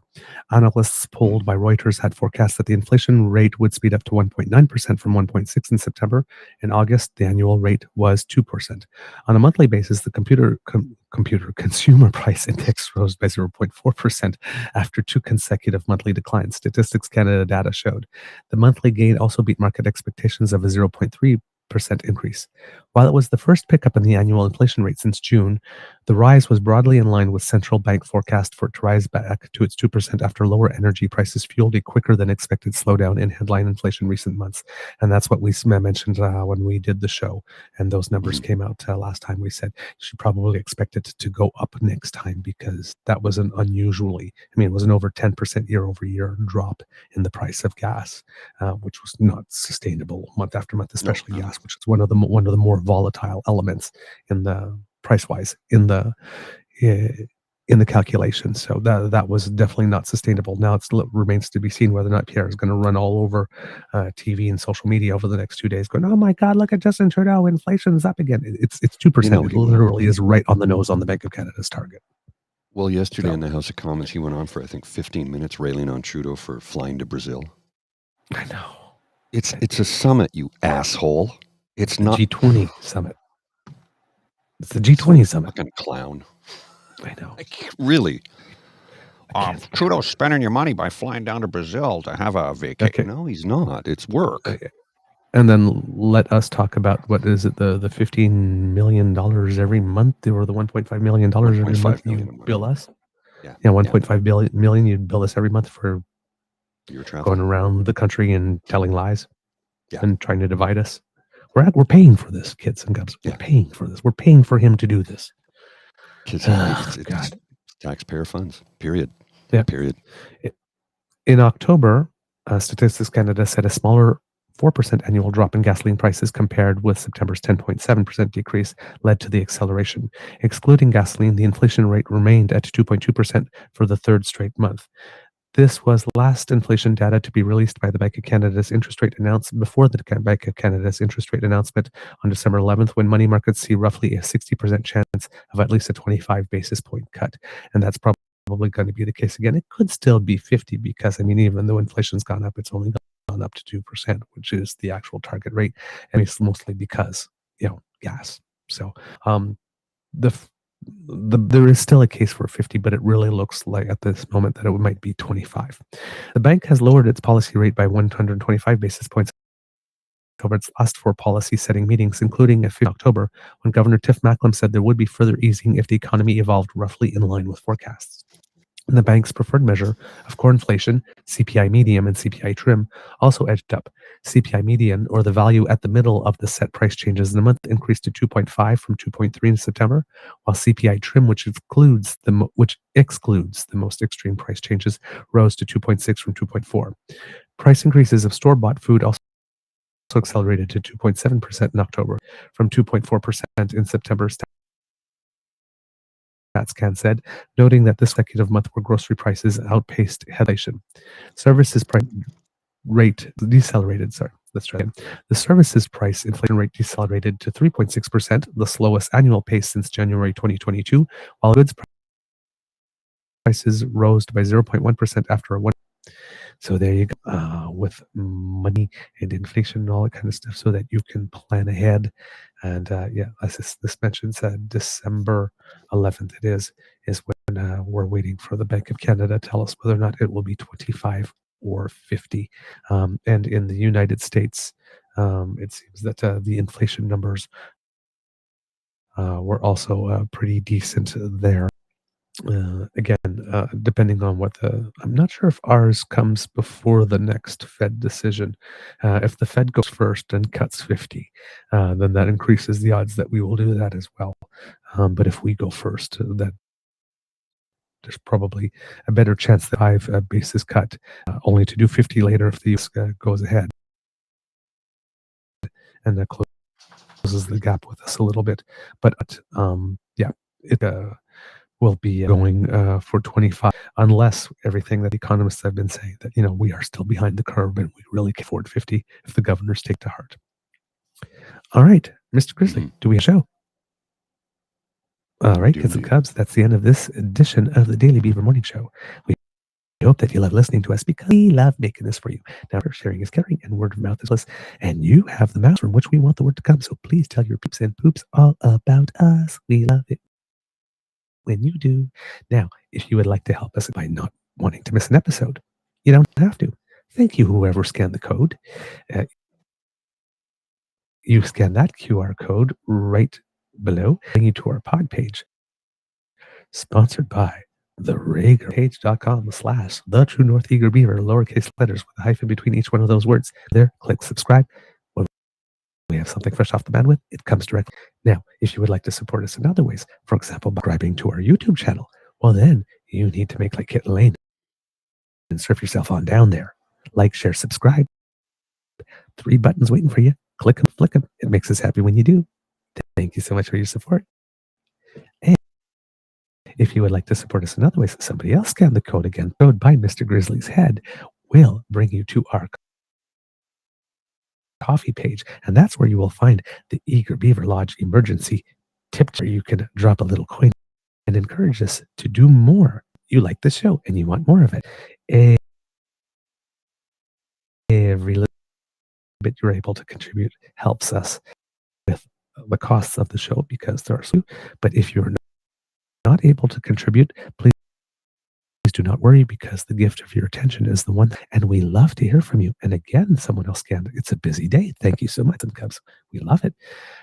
So yes, write to northeagerbeaver@gmail.com, or at TrueEager on Twitter, True North Eager on Facebook, or write down here in the comment section watching on YouTube. And if you're listening to us on Apple Podcasts, some star reviews. Phone's overheating. Phone is over. Please do give us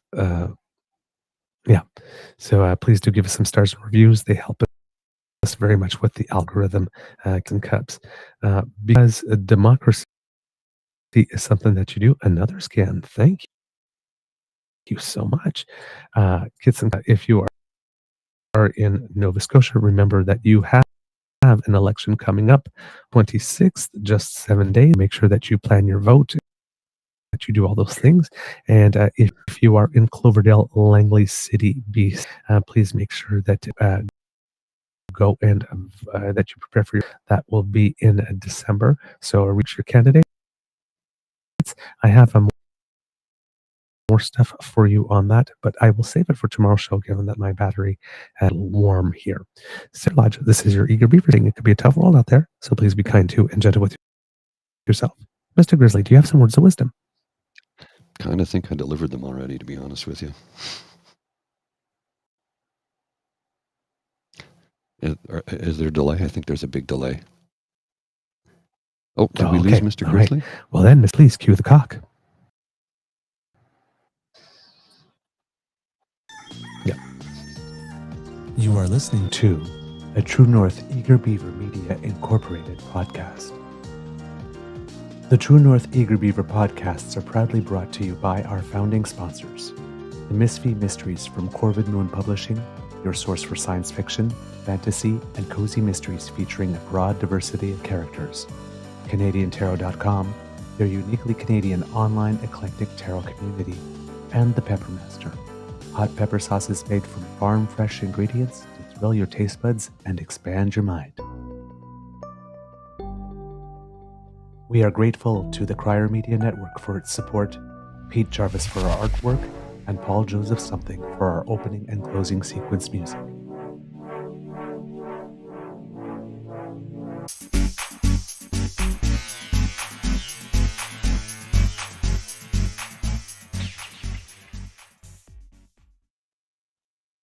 Looks like Mr. Beaver's camera has gone dead on him because his phone is overheating. I don't know if you can still hear me or not, sir. It's what happens when it starts to overheat is the processor doesn't work well. There's a major drag on the system, and you're probably hearing me 15 seconds later. So a quick Easter egg, and then we'll head out from our friend Nate at the breakdown. This is a little disturbing. The living wage in Calgary is now 63% higher than Alberta's minimum wage, which is tied with Saskatchewan for the lowest in Canada. The UCP refuses to raise minimum wage while increasing insurance rate. Is the cost of living crisis deliberate? Yeah. Pretty bad. Alrighty, friends. We will see you at the May.